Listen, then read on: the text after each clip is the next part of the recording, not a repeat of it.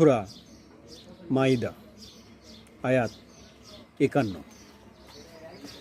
এখানে বলা হয়েছে, হে মুমিনগণ, তোমরা ইহুদি এবং খ্রিস্টানদের সাথে বন্ধুত্ব করো না। তাদের বন্ধুত্ব তোমরা গ্রহণ করো না। তারা পরস্পরের বন্ধু।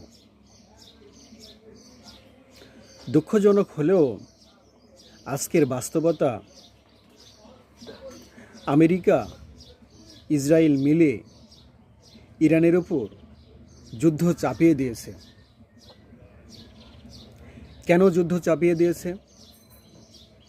ফিলিস্তিন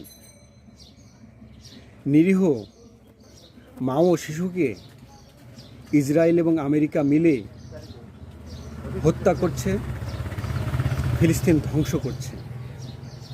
ইরান চেষ্টা করছে যাতে বাধা দেওয়া যায় এবং ফিলিস্তিনের পক্ষে সর্বাত্মক সাহায্য করছে। ফিলিস্তিন একটি সুন্নি রাষ্ট্র। এই রাষ্ট্রকে একটি শিয়া রাষ্ট্র সাহায্য করার ফলে আমেরিকা এবং ইসরায়েলের শত্রুতে পরিণত হয় ইরান। ইরানকে আমেরিকা এবং ইসরায়েল মিলে হামলা করে ইরানের সর্বোচ্চ ধর্মীয় নেতাকে তারা শহীদ করে, যুদ্ধ বেঁধে যায়। এমতো অবস্থায় লক্ষ্য করলে দেখা যাচ্ছে বিভিন্ন আরব নেতারা, আরব রাষ্ট্রগুলো তাদের নিজেদের ভূমি ইহুদিদেরকে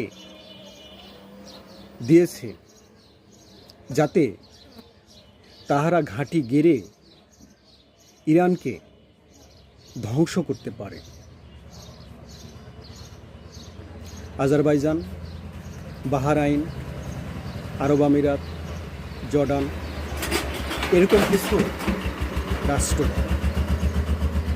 একটি মুসলিম রাষ্ট্র জায়গা দিয়েছে অপর মুসলিম রাষ্ট্রকে ধ্বংস করার জন্য একটি ইহুদি রাষ্ট্রকে।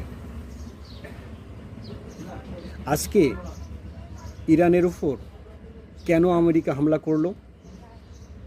কারণ ইরান একটি সুন্নি রাষ্ট্রকে বাঁচানোর জন্য যখন